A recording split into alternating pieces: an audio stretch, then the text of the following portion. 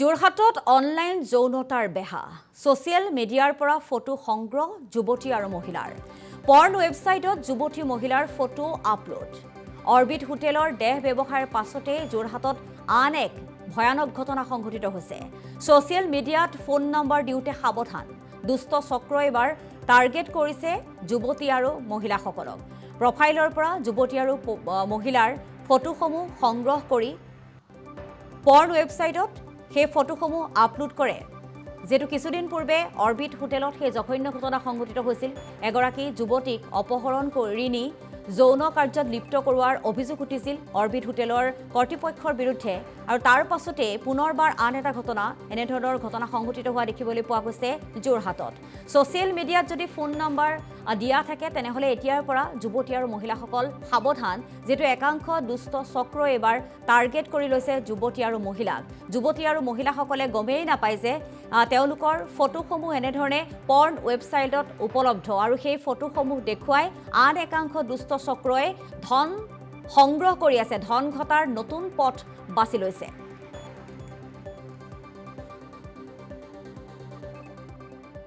চোৱাক ইতিমধ্যে যোৰহাটৰ অৰবিট হোটেলত যিটো ছেক্স ৰেকেট যোৰহাট আৰক্ষীয়ে আচলতে তেওঁলোকে উদঙাবলৈ সক্ষম হ'ল তাৰ পিছতে আচলতে আমি দেখা পাইছোঁ যে আপোনাৰ এটা তেওঁলোকে ছাইট খুলিছে jorhatgoodnight.in jorhatgoodnight.in নামৰ এটা ছাইট খুলি আচলতে ইয়াত যুৱতীৰ লিষ্ট দিয়া হৈছে তেওঁলোকক আচলতে তেওঁলোকৰ প্ৰাইচ লিষ্ট দিয়া হৈছে তেওঁলোকৰ প্ৰায়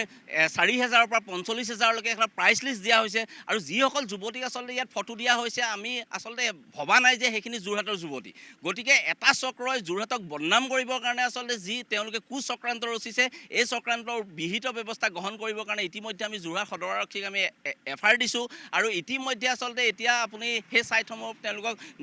নিষ্ক্ৰিয় কৰা হৈছে তেওঁলোকৰ ফটোসমূহ আঁতৰোৱা হৈছে কিন্তু আমি যোৰহাট আৰক্ষী কালি যেহেতু আমি তথ্য সহকাৰে আমি তেওঁলোকক এফআইআৰত তথ্য সহকাৰে সকলো বিষয় আমি সাবমিট কৰিছোঁ গতিকে আমি যোৰহাট আৰক্ষীক অনুৰোধ জনাম তাত যিখিনি ফোন নম্বৰ আছিলে সেই ফোন নম্বৰখিনি তেওঁলোকে হেক কৰিব লাগে আচলতে সেই ফোন নম্বৰখিনি আচলতে তেওঁলোকে ট্ৰেক কৰি ক'ৰ পৰা আচলতে সেই ফোন নম্বৰটো ব্যৱহাৰ কৰা হৈছিলে কোনে ব্যৱহাৰ কৰা হৈছিলে কাৰ নামত ফোন নম্বৰখন আছিলে সেই ব্যক্তিকেইজনক আচলতে গ্ৰেপ্তাৰ কৰি আচলতে যোৰহাট আৰক্ষীয়ে তেওঁলোকে এনেকুৱা এটা কঠোৰৰ পৰা কঠোৰ শাস্তি প্ৰদান কৰিব লাগে যাতে যোৰহাটক বদনাম কৰিবৰ কাৰণে কোনো চক্ৰই কোনোদিনে সাহস কৰিব নোৱাৰে অসমৰ জীয়ৰী বোৱাৰী সতীত্ব নষ্ট কৰিবৰ কাৰণে অসমৰ জীয়ৰী বোৱাৰীক লৈ বেপাৰ কৰিবৰ কাৰণে কোনো চক্ৰক যাতে পাৰ্মিশ্যন দিয়া নহয় এই চক্ৰক আচলতে পুলিয়ে পোখালিয়ে উঘালিবৰ কাৰণে আচলতে আমি যোৰহাট সদৰ আৰক্ষীক অনুৰোধ জনাইছোঁ যাতে যোৰহাটত দ্বিতীয়বাৰ বদনাম কৰিবলৈ কোনো চক্ৰই সাহস কৰিব নোৱাৰে আচলতে অলপ দিনৰ আগতে অৰবিটত যিটো ঘটনা ঘটিলে ছেক্স ৰেকেটৰ তাৰ পিছতে কিন্তু এইটো উদ্ঘাটন হৈছে নাই আচলতে আপুনি চাওক যোৰহাটৰ যিটো সেই অৰবিট হোটেলৰ ঘটনা